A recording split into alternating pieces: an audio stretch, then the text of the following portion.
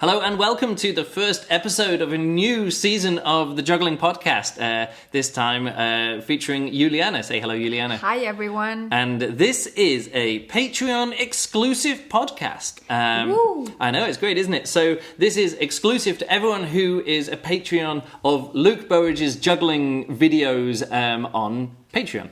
Again. Yes, who is already a patron? And someone has already... Because this is actually the test podcast. Not the test podcast, the founding podcast. The first podcast that you'll listen to in the feed. So if people are signing up now for the Patreon and they're the first person, congratulations. Or the first few people, congratulations. You've already got something to listen to here in the podcast feed. And it is the Juggling Podcast with Luke and Juliana. A new updated name for the new century. Not the new century, the new decade. A little bit of history. I did have a podcast, which I used to do back in 2006. Ooh. Wow, 2006 was when I did the podcast. That's a long time ago. All the way through to 2008, 65 podcast episodes or something back then, talking about lots of different topics, interviewing different jugglers, lots of jugglers that we interviewed back then. This was me and Pola, and you can still find those podcasts somewhere on the internet. I'm sure if you search for Juggling Podcast, they're still there. In fact, I know they are because I just searched for them before. But 10 years later, hey, yeah, let's start back up the Juggling Podcast, but this time as a Patreon exclusive for people who are supporting me and my juggling videos and all the stuff that I do with juggling videos, vlogging at conventions, vlogging elsewhere, video essays, historical research, combat videos. Photos. Yeah, photography that I do, the Juggler's Calendar, the top 40 jugglers of the year, all the stuff that I do, covering and videoing and documenting the juggling world and vlogging the juggling world and all these different topics. That's what this Patreon is for. And again, this podcast now is the bonus. For all subscribers, all Patreons. That's cool. I know. And the reason also I want to do a podcast is because there's lots of topics that I would love to talk about, which would make terrible videos. Like, which would be... You talking into the camera. Yeah, me talking to the camera or me talking to one other person for half an hour. And I don't want to put that on my juggling, on the video channel, on the YouTube channel. Because if I do that, like, it kind of waters down what I actually want. And I want, like, punchy 10-minute videos where people... Yeah, action, actually featuring people juggling. So while there are some things which would make really good vlogs, for example, the one that I did, which was, is a four-ball cascade possible? That kind of thing was really good because it's really visual and we look at all the diagrams. There's lots of diagrams, there's lots of juggling. It's a tutorial and it's kind of a long form tutorial. It was like 15 minutes or something. Yes. Or was it in two parts? I can't even remember. But it was a long video. I think we did it in two parts. But that suits videos really, really well, I think. Yeah, it does. Because it's visual. Because you can show something. Yeah, and there's other things which you would be like, okay, this could be a long talk, but I want it to be scripted, I want it to be a proper video essay, and I find footage to go with it, which isn't just me juggling or me talking to the camera.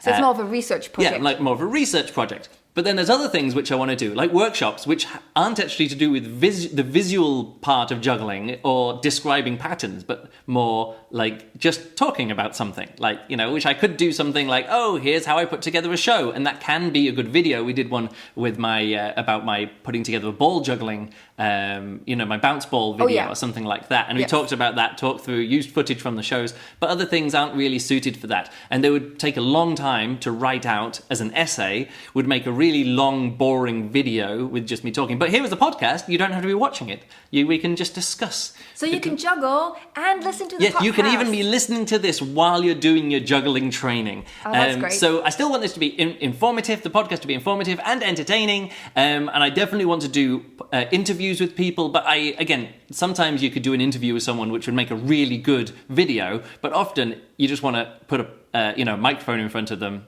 and just listen to the audio. You just want to hear them talk about stuff. You don't need to see them talking into the video all the time. Also, maybe there are people who are feeling more comfortable just talking and not having themselves then you have to think, okay, what is my expression that I'm currently having? And now you can just talk and it doesn't really matter. Yeah, like I did the Juggle Jabber, which I had a lot of fun with, and I think that is one of the best interview shows.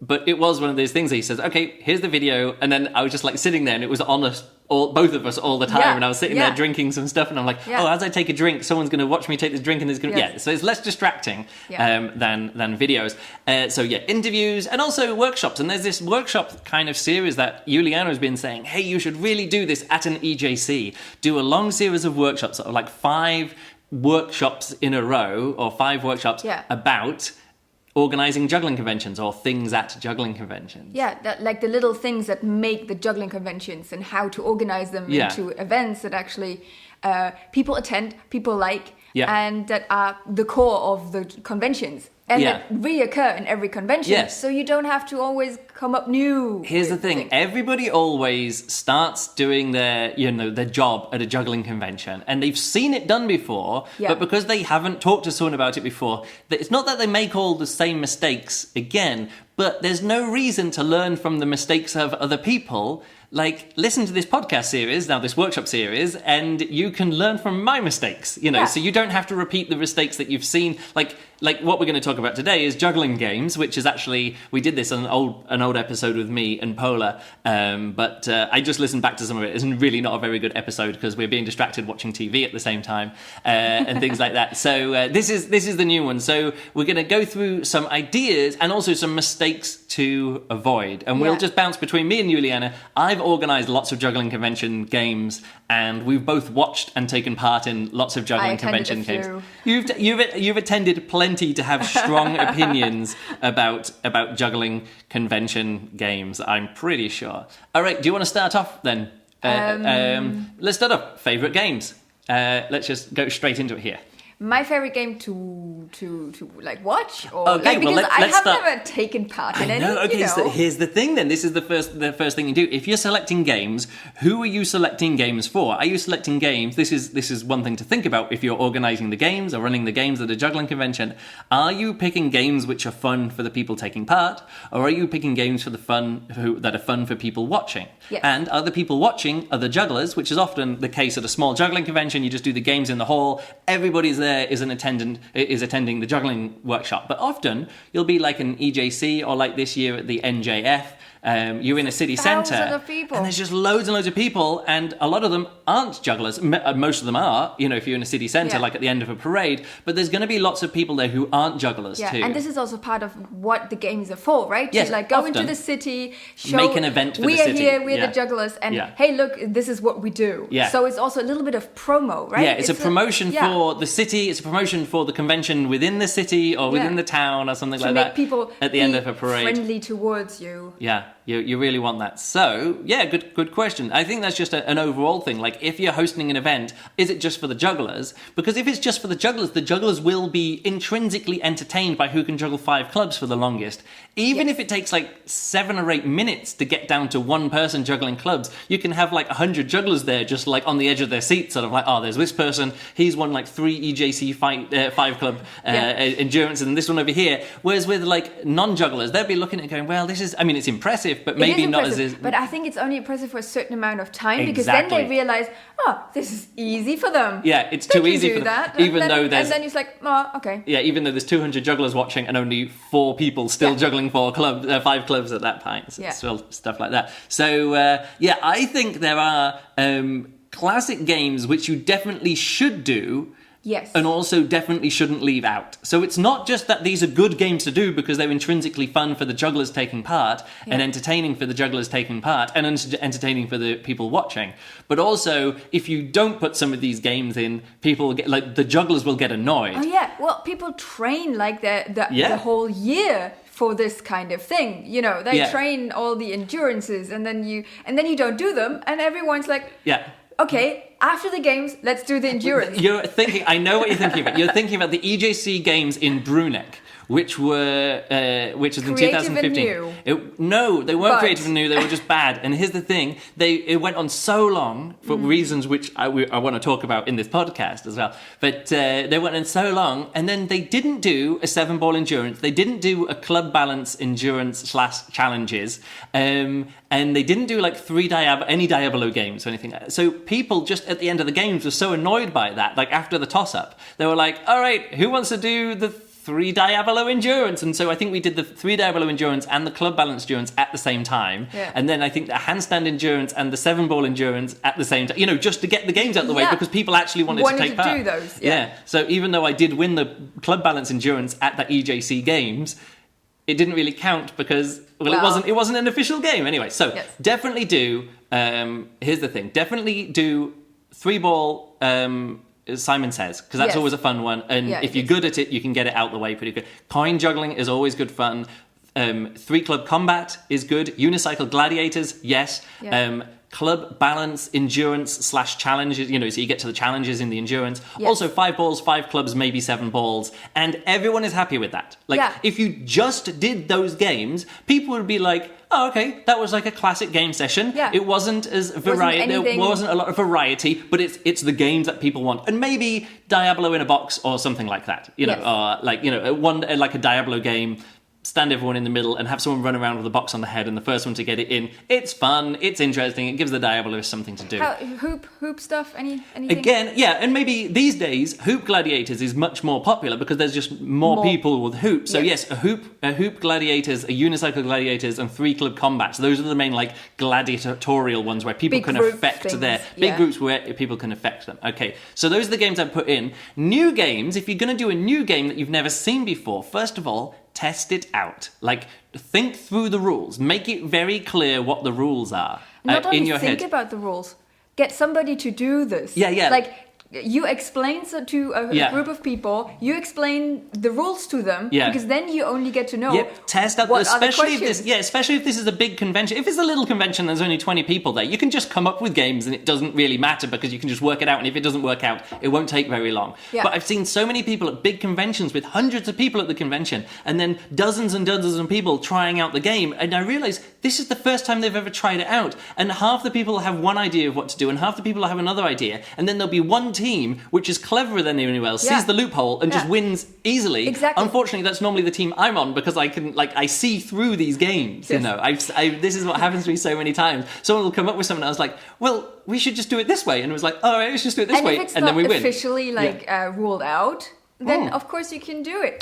And I think that is the thing that makes it so unfair, because then it relies the new games. Then it doesn't rely on juggling skill, actual skill and or the teamwork or something. Yeah. Then it relies on people coming up with ways of winning it anyway. Yeah. So come up with, and also even for the established games, having established rules for established games is very important. For example, ball on head gladiators, really cool thing. No beanbags on top of the head. No Russian balls on top of the head. They have to be solid balls or hollow balls. So like a stage ball, which is my 10 centimeter stage balls, the Babash ones, which are big, they go in the head and it's fine. Or a contact juggling ball, which is solid all the way through. Like a solid ball, but not one with liquid in it, not one with sand in it or salt in it, which makes it easier like that. And tell people that at the start, ball on head. And then also with this game, you have to say what is allowed and what is not allowed in combat. Hands allowed. Can you hit the ball with the other person's hand? It's sort of no, that's always a bit weird because people just walk up behind and poke it off. And you could say, okay, are you allowed to use your hands at all? Yes, but only to hit them below the neck. So you can push their shoulders or push their chest or push their back, but you're not allowed to touch their head. Or you say no hands at all, put your hands in the pockets, and then it's purely about bumping into people with your shoulder to shoulder or bumping into stuff like that. Is it allowed to do something from behind? Yeah, or attack from behind. No, it's okay. You can come up with your rules for this. Oh, also with the hoop, the hoop thing. So I like the one where it has to be above the knee and below the armpits. So if someone just does it around the neck, ouch, not really cool because it's different because then it doesn't drop below their shoulders. And if it's just down on the knees, it's difficult to hit if everyone's just doing it at knee height. So I say sort of above the knees, you've got to get it back up to your waist and then down below your armpit. That's just the way that I would do it. And also, you're not allowed to use your hands to hit other people's hoops. You have to use your hoop or your hoop or your body to hit it. So everyone stands there, and again, this is a podcast so you can't see. Maybe this would have been better for video. But everyone stands there with their arms up like this, their hands in front of their in front of their shoulders and doing the hoops, and everyone goes around. And that makes it fair for everyone. You say the rules in advance and say, these are the rules. And I always dislike it when people, especially with the...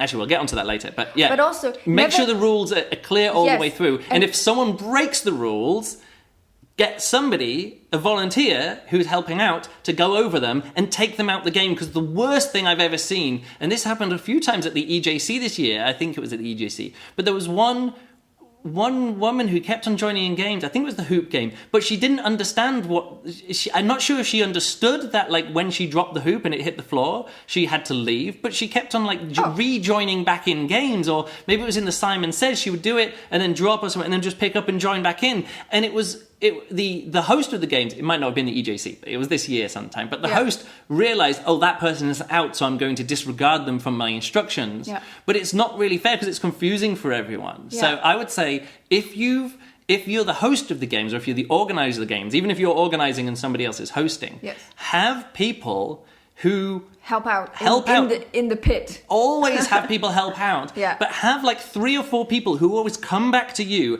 as the host of the games, and you can say to them, that person there, ask them to leave. That person, keep an eye on the cheats, because it's too much for one person. Again, this is one of the main things. Always have like 3 or 4 people helping out, and they can help with crowd control. Crowd control is a really big thing. Like people do the games, and then they all stand around the sides, and then all the audience who are sitting around the sides don't get to see the rest of the game because everyone's standing up.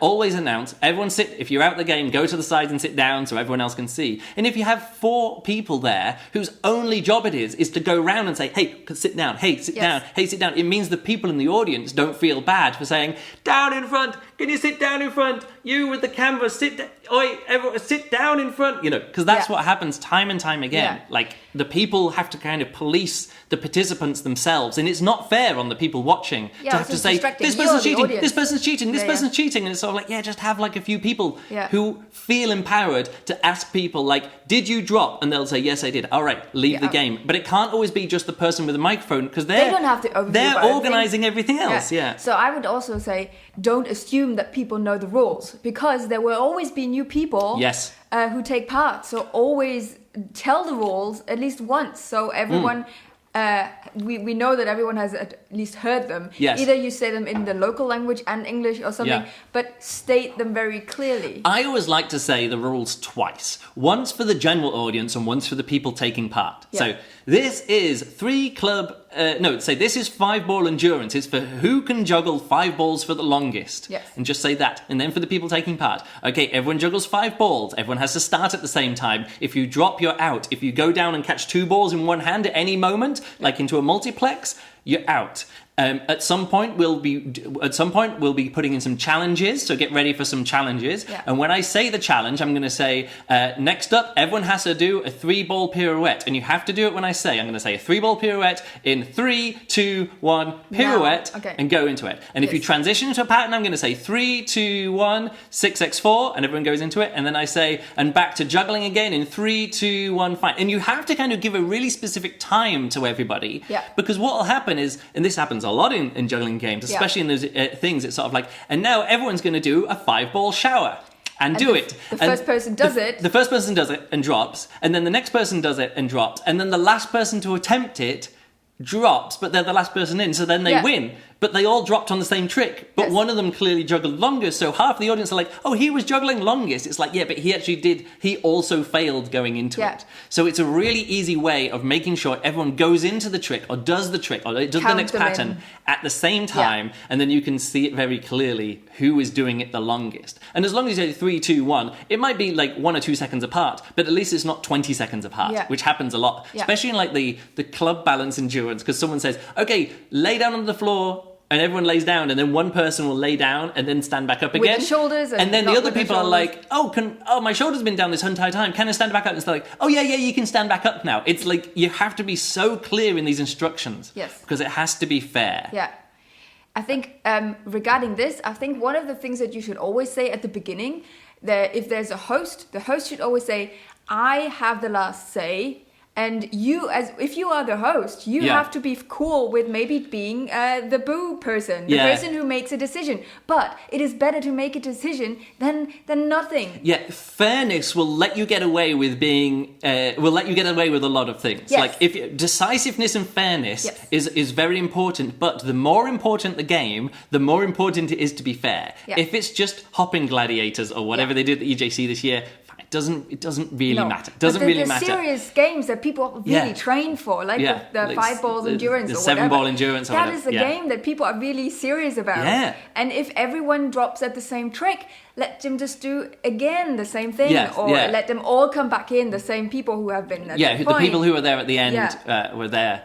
Fairness, and I know I've said this many times before about doing games. If you're going to be really, really entertaining, you can be as unfair as you want. Like, if you're already really good at street shows, your audience is on your side, you're joking along, you've got lots of entertaining games, it's okay to just, like, randomly declare a small child a winner. Or, alternatively, like at the end of a combat or something, if the small child is going to win, you can just say, oh, we've already had a small child win a game, the small child doesn't win. You can really turn the audience against you, but if you're entertaining enough and fun enough, it works. The because worst then thing they get a reward in another way. And the worst thing to be is not being entertaining enough, but also not being fair and not being rigorous in the rules and not being clear about the rules. Because the worst thing is getting halfway through a game and then someone will do something which looks like it's clearly breaking the rules, but then you just say, oh yeah, I guess that's fine. And then everyone else who's already dropped at that point can go, oh, so at any time in the 5-ball endurance, I could have gone down into like a multiplex to do a correction and then go back into 5 balls.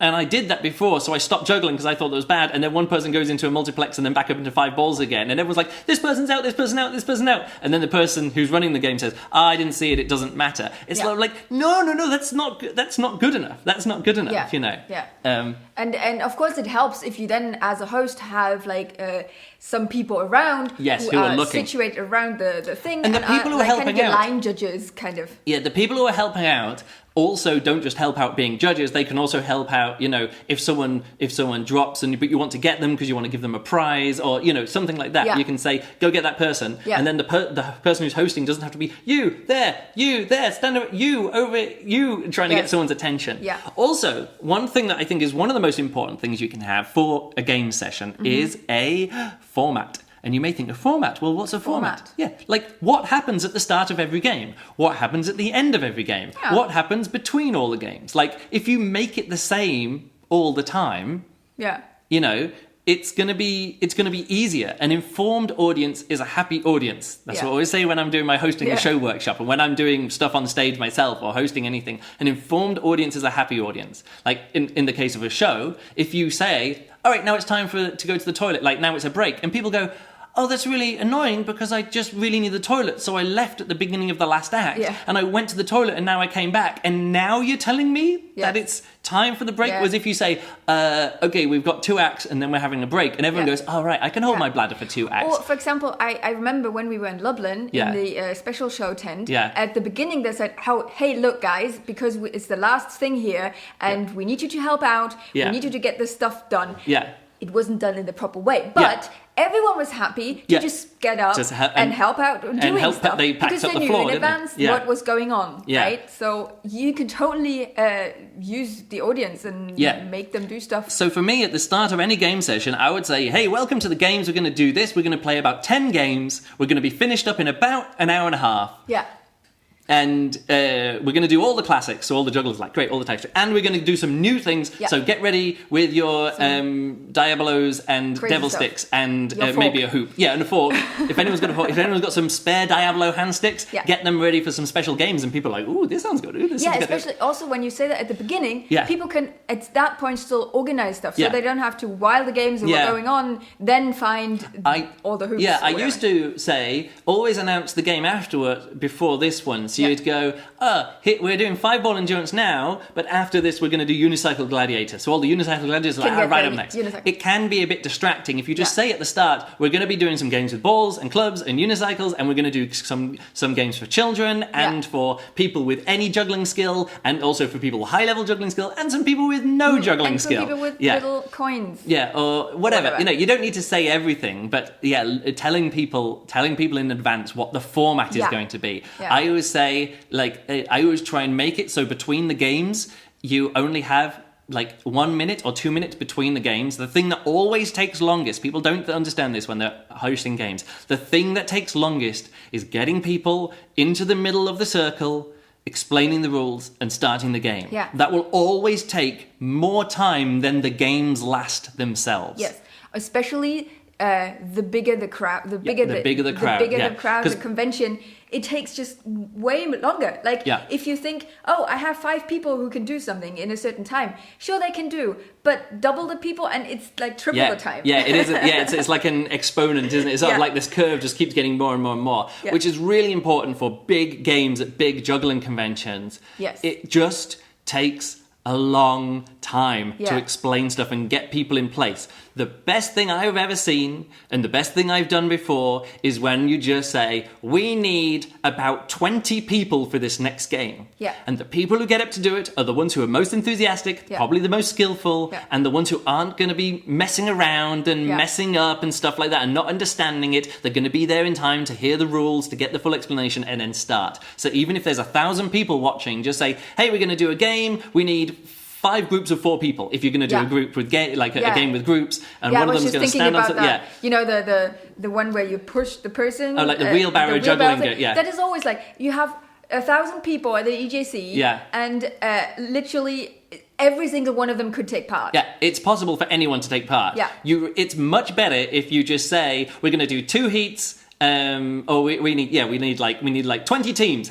20 teams, get up here and get ready. And they get up there, and if more people come along, they just don't get to take part. You just get everyone together, stand all together and say, okay, that's enough. Nobody else join now. We have enough for 2 heats and a final, which is always good. In races, 2 heats and a final is all you need. Yeah. Once you get to 4 heats and 3 people from each and then a final. And then if you have those helping people who help you, exactly. they can then tell people to sit down again. Yes, exactly. That's right. Games to avoid. Here's some things to avoid. I would say long distance club passing, avoid it unless you already know that you have the space, you have the time, because it takes a long time, you have the jugglers who are going to put on a good show, you have rules in place, and you have 4 helpers, 2 to stand at the one end and 2 to stand at the other end. 2 of them to keep everyone in line at the start line, and 2 people to walk along with the people who are juggling the furthest and do it. This is why in football games, in soccer games, you have like the referee in the middle, you've got the 2 people on the sidelines, you've got these days the video referee, and you've got the people who are just looking at the goal line, that kind of stuff. You've got you have 6 officials plus the people in the TV room. Even in tennis, you have 2 people playing, and you have how many? How many line judges there? Yeah, sort of 7 line judges per point. Yeah, there's 1, 2, 3, 4, 5. Yeah, maybe 7 or 8. Yeah. So there's 4 on the sidelines, 1 at the back, and then also 1 for the service line, and often 1 for the middle service line as well. It's crazy. So the more people actually look at it, the better. Yes. Again, have a team of people, all of the team members empowered. Tell them, you can tell people they are out of the game, and you can say to somebody, stick around for the next round. You go through to the next round if it's heats and stuff like this. So it's the same with the races. Only do races if you have enough space lengthways. Only ever do 2 heats, because once you get 3, 4, 5 heats, it just gets boring, and there's too many people involved, and everyone's standing up, and it takes too long. Okay. Yes. And so there's a clear start line and a clear finish line. Or if they're going one way, have a clear start and finish line and 1 place that they have to go around. And avoid long games juggle 3 things from here, then pass them to the next person. Then they're going to balance something on their head while they walk around this thing. And then that person's going to do it. It's just too long. I've seen it happen. Very complex. Seen it happening. Way too complex. A game has a start line and a finish line and some chaos between. That's what you want. And 2 teams or 2 people will come out the other end of the chaos and across the finish line and make sure that they don't break the rules. And the person who is hosting can't be the person who decides who crosses the finish line and who didn't drop on the way. It gets really complicated there. The other game that I'd like to suggest people don't ever do is any games where people take turns to do something. I've seen this happen, best trick competition. So if somebody gets up who can do the best trick, that person does the next trick, and then someone else does the trick, they do a trick, and then someone else does a trick, and they do a trick. And then at the end, okay, now we're going to do the voting. Who decides this? And vote from the audience. That's really tricky because that's so subjective. First of all, it's subjective, and then, of course, what's the measurement? Do we have a machine that measures the loudness of the audience? No, it's super random. You can do let's cheer for the audience, but the cheering for the audience, you always must say as a host, you're cheering for the, if you're gonna do 2 things and there's 2 juggling statues by the end, okay, you go up to the audience to judge which of the 2 they like the best. Let's hear a cheer for this one, hooray! Cheer for this one, hooray! Cheer for the first one again, hooray! And then make a decision and say the audience isn't deciding, the audience is informing my decision. Yeah. So the more enthusiasm you show for someone, the more likely I'm I'm going to pick them as the winner. Yes. But the host has to have the final say, and they have to say they have the final say. The audience is just there to inform the final say of the judge. And even if they at first say like, no, this was wrong, they will be fine at some point. It's just a game. It's a game. It's a game. Yeah. Doesn't So matter. and then move on, and it will be fine. Yeah. Another thing is a turn-taking game, which is literally the worst game ever. Literally the worst game ever is Juggling Limbo, which this started. We've already talked about our example bad games at the EJC Bruneck Games in 2015 or whenever it was. And they started Juggling Limbo. And I looked at my watch because I thought, I looked at my phone and I was like, this is going to take a long time. Yes. From the end of the game before Limbo to the start of the next game after Limbo, 36 minutes or 32 minutes. It was over half an hour for a single game. And the reason why is because they had 1,000 people taking part, like hundreds of people taking part. Like this is like 3 balls or and like they had 3 balls juggling. under or over or whatever, and they have the bar and they put it high enough that most people could just walk underneath it. So before anyone even dropped or was out, you had to wait for 200 people to walk through, and they didn't start next to the bar. They all started like 5 or 6 meters back, walked forward, walked underneath it, and as they went underneath, then the next person started walking from 5 meters away, and it took ages. And then always what happens, they bring it down. They don't bring it down enough. You should start it off at like chest height, so most people get underneath it, then go all the way down to hip height, and they didn't. They lowered it about 10 centimeters and let 200 people go through, and then put it down to 10 centimeters more, and then other people were getting up and joining in all the time. Really? Oh yeah. I was just watching all this. Then always what happens with Juggling Limbo, because here's a thing. Set the rules out in advance. You have to say, all the balls have to go under the pole. Yes. Because often what happens is there'll be a pole there and everyone goes underneath, and then one person will go, I can just throw the ball don't make over. It, so they are out. And then the first person comes in and they come up with a new rule. I'm going to throw the ball up and then duck underneath and then juggle on the other side. And everyone goes, "Hey, you made it!" And everyone's else like, "No, I could have done that. If I'd have known I could have done that, I would have done that." But it doesn't. So you have to say something like, "All the balls have to go underneath." Yes. If you touch the bar, you're out. Even if 2 people are holding the bar, you're out. So you can't use it to like nudge it in the way and stuff like that. And actually do limbo. Well, yeah, you could say only your feet are allowed to touch the ground, and then it's like people getting down, and it does get really tricky. I don't mind if someone can lay down on the ground and push themselves under while juggling. That's really impressive, but it's really hard, and people don't train it. Unlike the club balance endurance, where people do actually train laying down and going back up again and doing the seal roll and taking the t-shirt off while balancing a club on the nose. All those things, people are actually training that. Make sure all the games that you do, which are skill-based, test a skill which people have actually trained to be able to do. Yeah. The worst thing is coming up with a new trick and go, who can do this trick the best? And it's sort of like, everyone is now learning the trick as well as being tested the trick. Yeah. It's boring, especially if people have to take turns. Yeah. And if they don't know the trick, don't. Other things to avoid with coin juggling, there's some things which are just too difficult. And when you say, everyone go into a shower, 3, 2, 1, go, everyone just drops. Because doing the zip underneath with a shower, like with the zip from one hand to the other with a coin, it's just too hard. People can't do it. Yeah. Like Mills Mess people can do, but there's some things which are just so impossible with a prop that everyone's going to drop anyway. So know what those things are. Okay. Like ask people, like what's a trick which nobody... Don't ask what's the hardest trick, because people will give you the trick that they can do or they know is possible. That say what's like physically impossible with this prop, and don't put that in the challenge. Yeah. Finally, talking about changing rules as we go through. This is one for the person hosting. Very, very important. If you start off with an endurance and you say it's an endurance, leave it as an endurance. If you say this is endurance, but there's going to be challenges, like with 5 balls, it's okay to put in challenges. If you start off and say this is endurance or challenges, don't then go to combat or gladiators, because again, you're testing a different thing. It becomes a test of skill to a test of randomness. It becomes a test of how long you can do this by yourself to how good you are at moving and intercepting somebody else. Yeah. It's okay if you're testing how well can you juggle 5 balls or balance to go from here to there, but do a test of sort of like, everyone go to this side. Okay, now the first one over here. Like, it's okay to make it into a challenge. That actually challenges the individual person.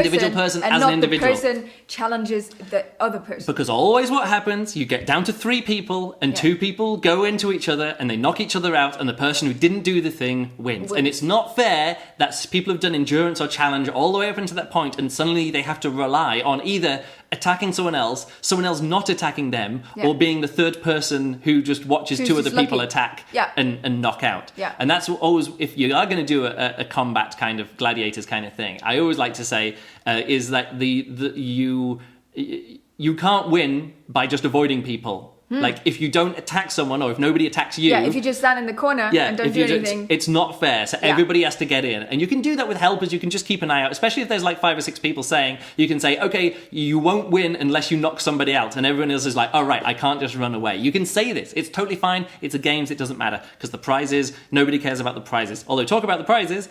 Make the prizes fun, make things that people actually want. If you get juggling props from a juggling prop vendor, like you can do it the silly way, where you give the people who won the 5 club endurance, you can give them 3 balls or a kendama or something like that. I like to make it, like when I've organised games, I like to keep the prizes as equal as possible. Yeah. Like, so if it's sweets, everyone just gets the same sweets. If it's at the EJC one year, me and Polo, we organised towels because we had a bit of a budget, so we printed out like 15 towels, EJC.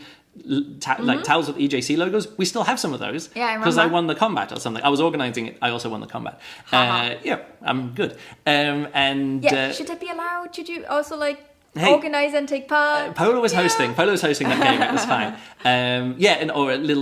We did it one year where we had medals, little like trophies. And medals are great because everyone wants to put the medal around their neck and be like, "Yay, I want a medal!" And then they can hang them up at home. But if you give them like a bag or something, it just becomes tats that they have to carry home, which is big in their bag. Like, you don't always want to give someone 3 clubs. They're like, "Well, I can't fly home with this." Or like food vouchers. This is the food vouchers is great. Ever. Chocolate is great. Yeah. Sweets are great. But just make like you win the hopping gladiators for the children. They get a big bag of sweets. You win the 5 club endurance, big bag of sweets. And you know what? Ice cream in the summer. Everyone is fine. Yeah. And get them over. Say, what is your name? Good. Say the name. Say, round of applause for this person. Right.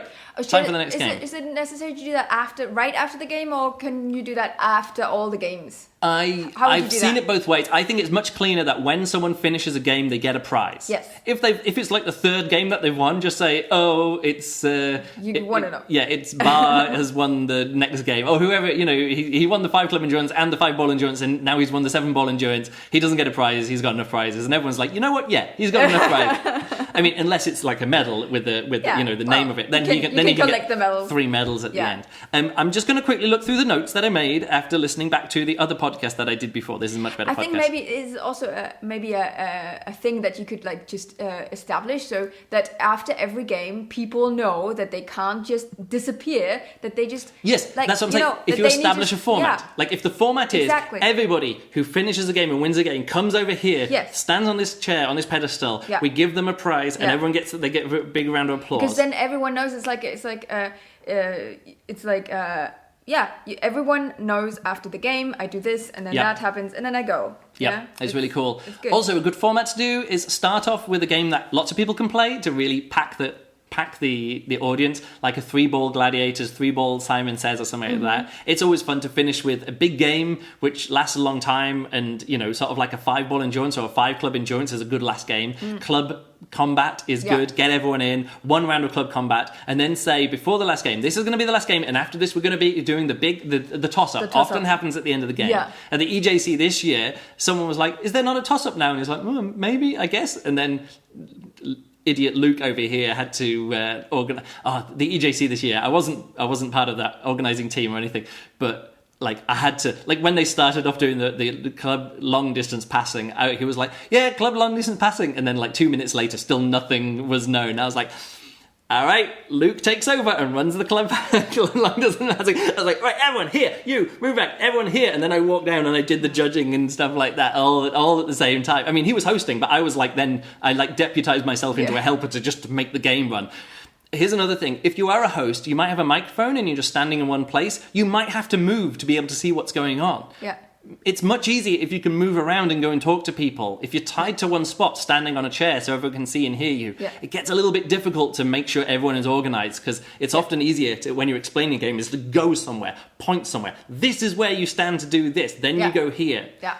Or have helpers who can say, and demonstration. Let me have a quick last look at these ones. Kids games, races, make them simple.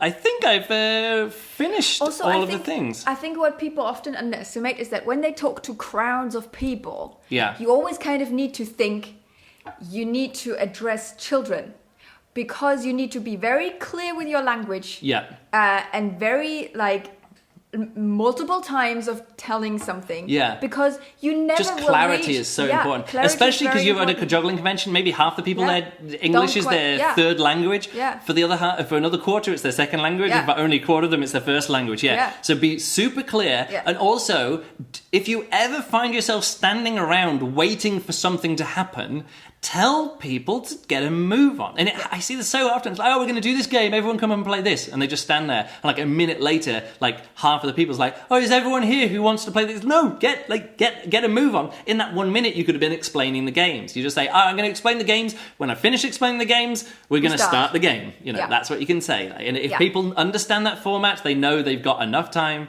to take a drink after the previous game, get their props, get back into the middle and go. Yeah. And also say, when you drop or when you're out, go to the side and sit down so everyone can keep watching. So I think that does it. We've talked about 30 minutes there about games. I think that's a good podcast. I think we talked about every point. I think this is a good podcast. I mean, not the funniest podcast, not the most riveting podcast, but I think it's a good intro podcast for the first exclusive podcast for the Patreon feed. I think maybe it still could be that you just write down all these little things, me write them down. Yeah, just. The idea is that this is like a test for future running a workshop in the EJC, how to run the games at an EJC. Yeah. If I do this workshop, but this is, I think, is good exclusive content now for the Patreon.